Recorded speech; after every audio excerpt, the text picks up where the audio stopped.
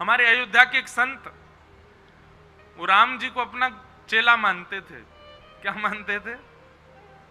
क्यों मानते थे? क्योंकि वशिष्ठ कुल में उनका जन्म हुआ। तो वशिष्ठ कुल में जन्म होने के भाव से वो राम जी को अपना चेला मानते।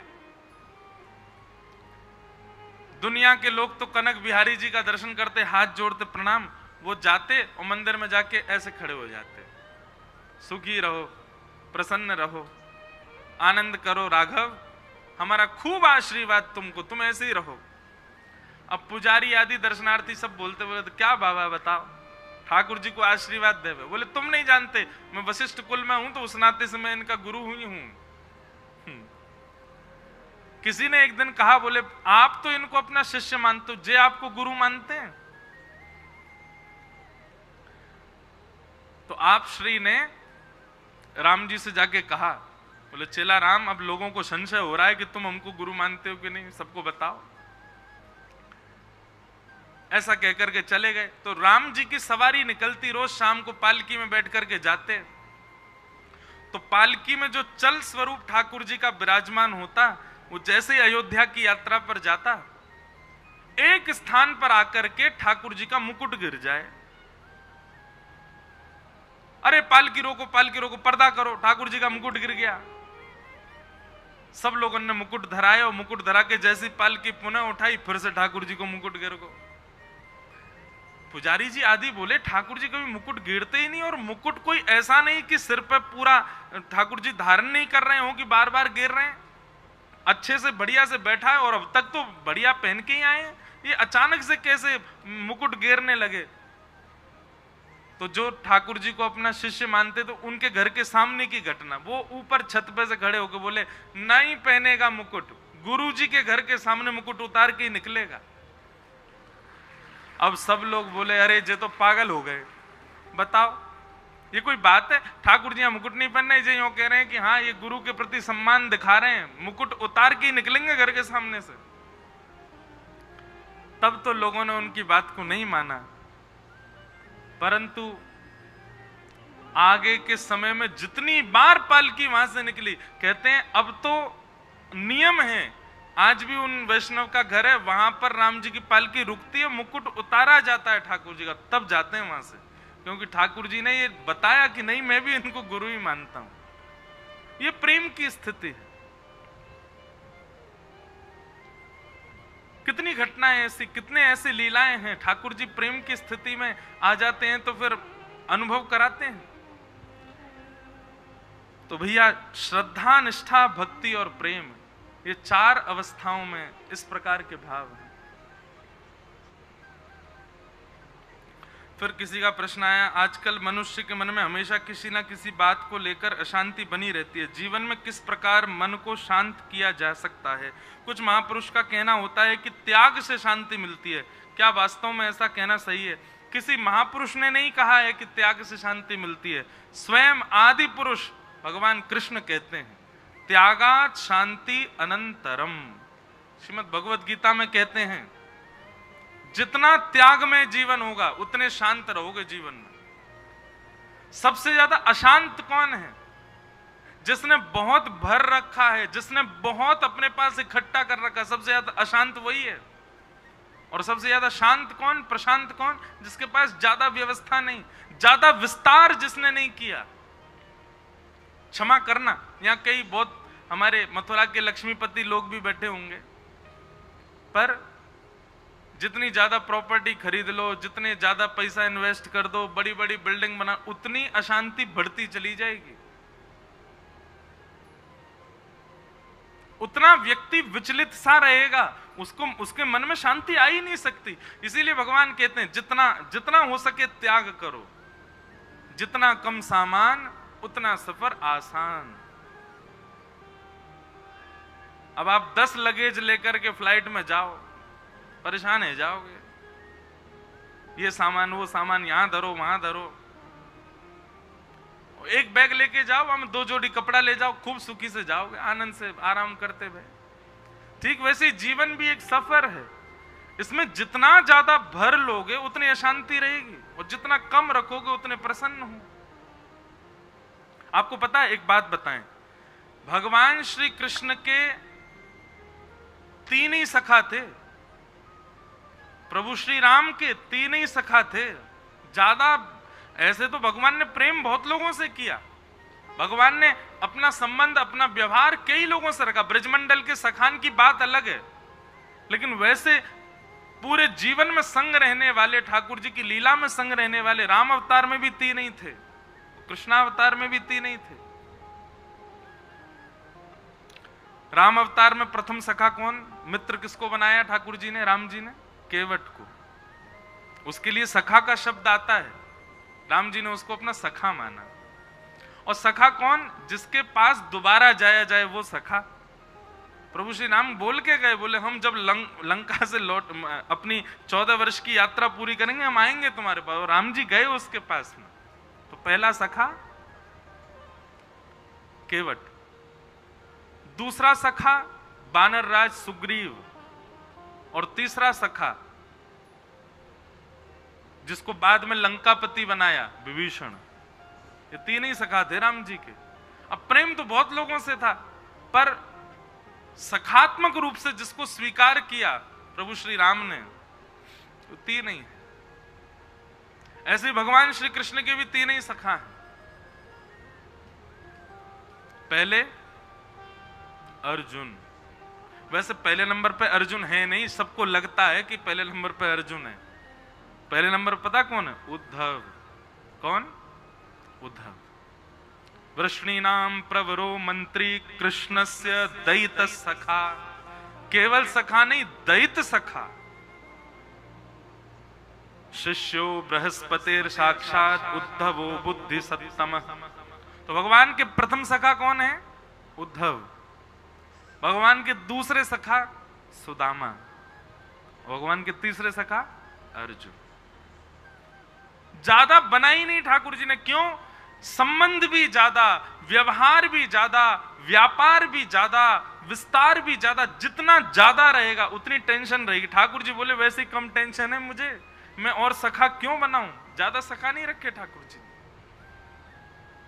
इसलिए भैया ये कोई महापुरुष की वाणी नहीं है, ये महापुरुष की वाणी है, ये आदि पुरुष की वाणी है, ये योगेश्वर कृष्ण की वाणी है। त्यागात शांति अनंतरम। जितना हो सके त्याग करो, जितना हो सके कम रखो।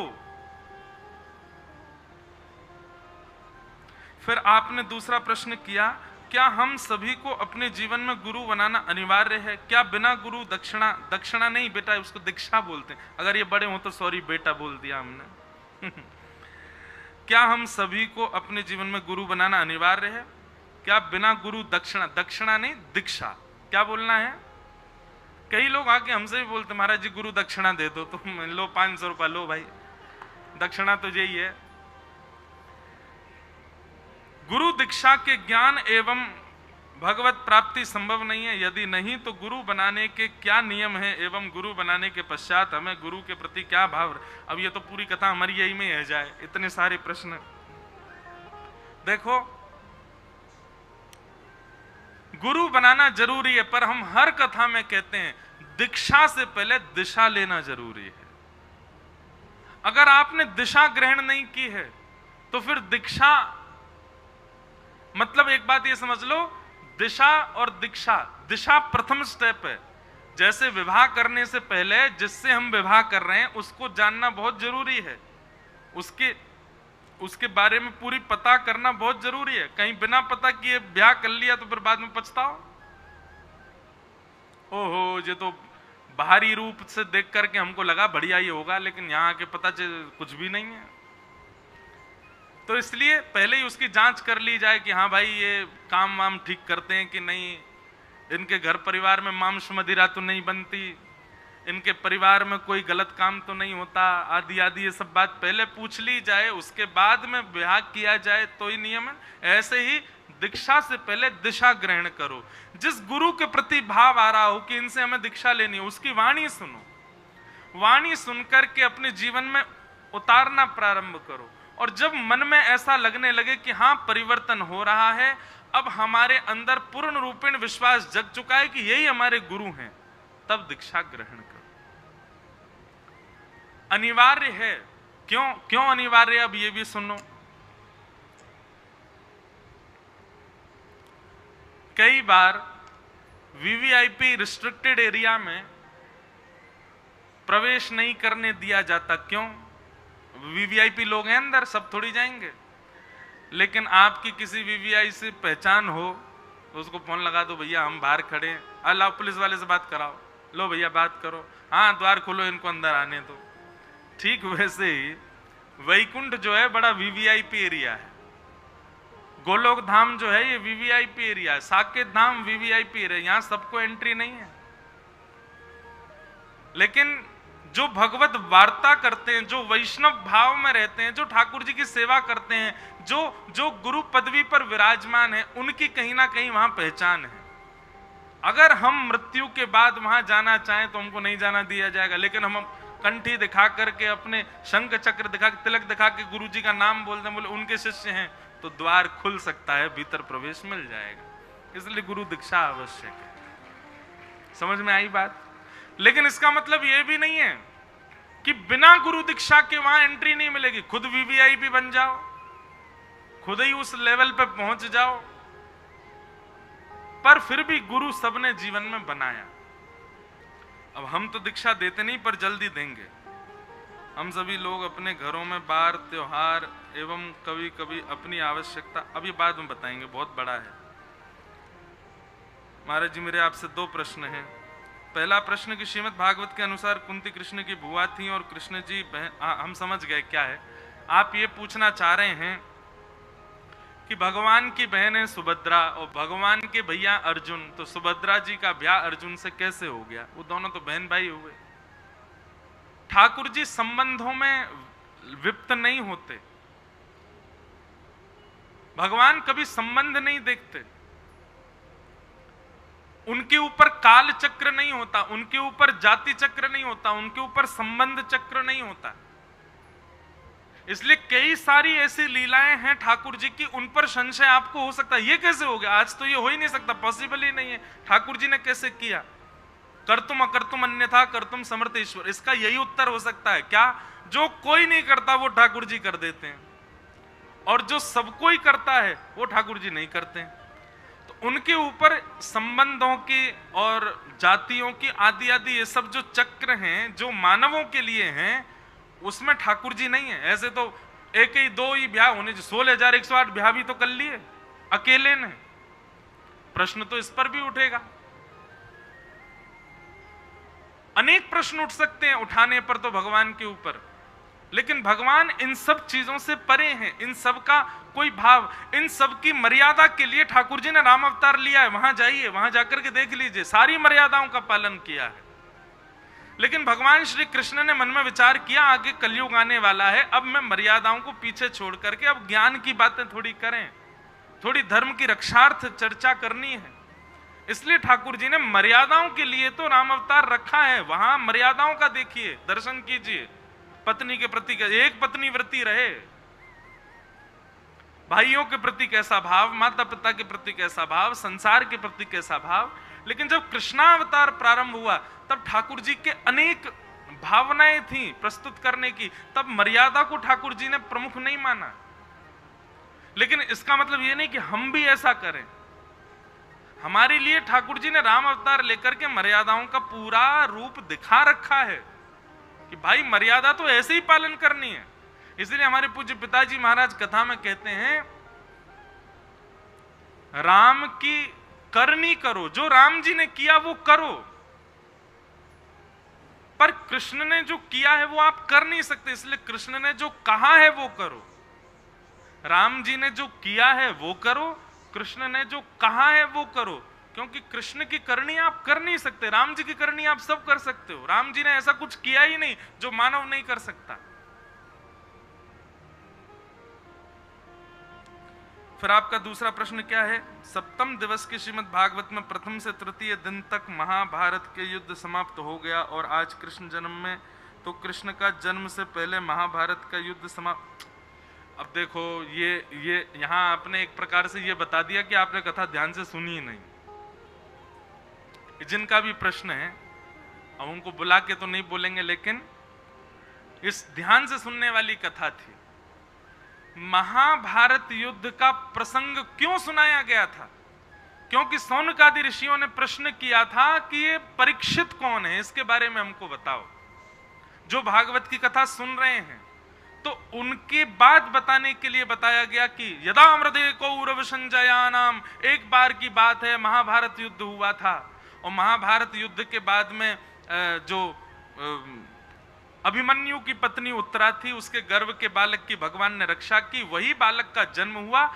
भगवान के स्वधाम गमन के बाद वो बालक जब बड़ा हुआ, उस बालक ने सुखदेव जी से कथा सुनी, उस सुखदेव जी की कथा में चौथे दिन कृष्ण जन्म हुआ है। अब समझ में आई बात? नहीं आई हो तो अगल बगल वालों से पूछ लो।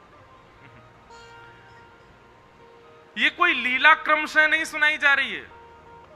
सुखदेव जी परीक्षित को जो कथा सुना रहे हैं वही कथा मैं आपको सुना रहा हूं।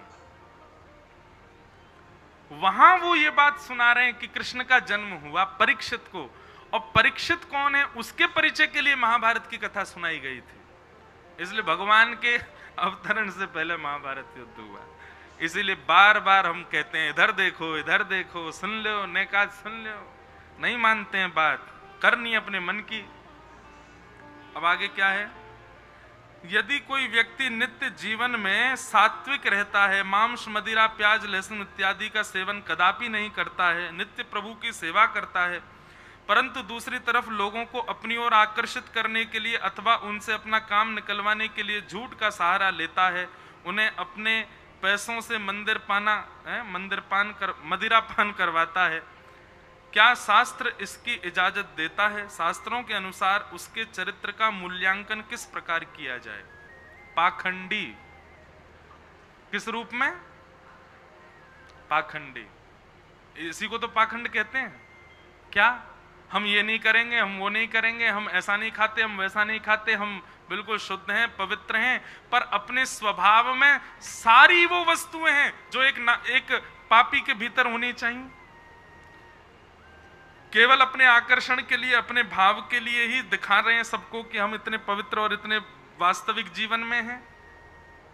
दूसरों को पैसा दे करके कह रहे हैं कि पियो, पान करो, आदि आदि सब करो। ये पाखंडी व्यक्ति का ही तो लक्षण है। ऐसे व्यक्ति से ठाकुर जी कभी नहीं रीझते। बल्कि एक बात बताएं आपको, मैंने एक दिन और कहा था कथा में एक उदाहरण कि नीचे लेटा हुआ व्यक्ति कितनी भी करवट ले वो गिरेगा नहीं, क्योंकि पहले ही गिरा पड़ा है। गिरता वही है जो ऊपर होता है। आप प्याज लहसुन मांस मदिरा ना पा करके सात्विक जीवन बना करके आपने एक स्तर प्राप्त कर लिया, और उस स्तर को प्राप्त करने के बाद आप सारे दूषित काम दूसरों से करवा रहे हो। ऐसे गिरेंगे कि महाराज फिर उठ नहीं पाएंगे। अब देखो इसका एक उदाहरण। महाभारत युद्ध में पापी कौन था? दुर्योधन। पापी कौन था? दुशासन। पापी कौन थे? कौरवजन। लेकिन उन कौरवों की इतनी दर्दनाक मृत्यु नहीं हुई जितनी भीष्म पितामह की हुई। सबको एक बाण में मार दिया होगा, 2 बाण लगे होंगे, किसी की जंघा तोड़ करके मार दिया, किसी के गदा प्रहार से मार दिया, लेकिन भीष्म पितामह असंख्य बाण। मतलब एक स्थान जहां पर एक ही बाण जा सकता है वहां भी 4-4 बाण लगे हैं भीष्म पितामह को। असंख्य बाणों की सैया पर भीष्म पितामह लिटे हैं। तब भीष्म पितामह भगवान से कहते हैं, प्रभु आपने पापियों को इतनी बुरी तरह नहीं मरवाया जितनी बुरी तरह मेरी मृत्यु की स्थिति बना दी। मुझे बाणों की सैया पर लेट दिया। मानता हूं कि मैंने गलती की, मैंने कौरवों का संग किया, पर मैं इतना बड़ा पापी तो नहीं हूं कि आपने मेरे को इस स्थिति में पहुंचा दिया। तब भगवान भीष्म पितामह से कहते हैं, पितामह पाप करने वाला पापी और पाप होते हुए देखने वाला महापापी। दुर्योधन दुशासन आदि ये सब पापी हैं, पर ये पाप करते थे और आप बैठ के देखते थे, इसलिए आप सामर्थ्यवान थे। आप चाहते, आप इतने शुद्ध जीवन जीने वाले, संध्या त्रिकाल करने वाले, नैष्ठिक ब्रह्मचारी, आपने विवाह भी नहीं किया। आपने अपना पूरा जीवन बहुत सात्विकता से जिया, पर अपना ही विचार किया, दूसरों का विचार नहीं किया कभी भी। आपने कभी यह विचार नहीं किया कि दुशासन भरी सभा में द्रौपदी का चीरहरण कर रहा है, आप यदि खड़े होकर के कह देते दुशासन रुक जाओ, तो किसी की हिम्मत नहीं थी कि वो द्रौपदी को छू ले। लेकिन आप क्या कर रहे थे? हाथ पे हाथ धर के बैठे थे और मन में ये सोच रहे थे ये कर रहा है यही भुगतेगा। आप सामर्थ्य होते हुए भी, आप सामर्थ्यवान होते हुए भी वहां देखते रहे। 5 पांडवों को 5 गांव मिलने चाहिए, शांति दूत बन के प्रस्ताव लेके मैं आया था। अरे 5 गांव पांडवों को दे दिए जाते, इतनी माताएं विधवा नहीं होती आज, इतने बालक अनाथ नहीं होते, उन सबके पिता मार दिए गए महाभारत युद्ध में। किसकी वजह से? आपकी वजह से। अगर आप कौरवों से कहते कि युद्ध नहीं होगा, 5 गांव पांडवों को मिलने चाहिए, तो आपकी बात मानी जाती, लेकिन आपने नहीं कहा। पितामह, पापी व्यक्ति को दंड मिलता है, पर पाप होते हुए देखने वाले की दुर्गति ऐसी होती है जैसी आपकी हुई।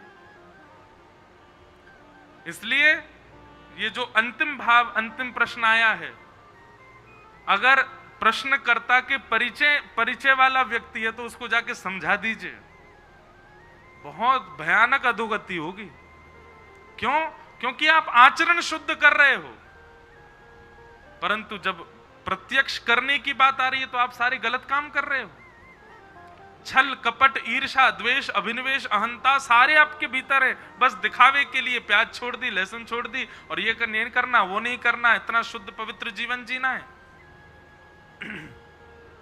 महापाप में आएगा। इसलिए भैया, जो भी ये व्यक्ति हैं उनको समझाइए, केवल दिखावे में आचरण शुद्ध करने से कुछ नहीं होता, मानसिक रूप से आचरण शुद्ध होना चाहिए।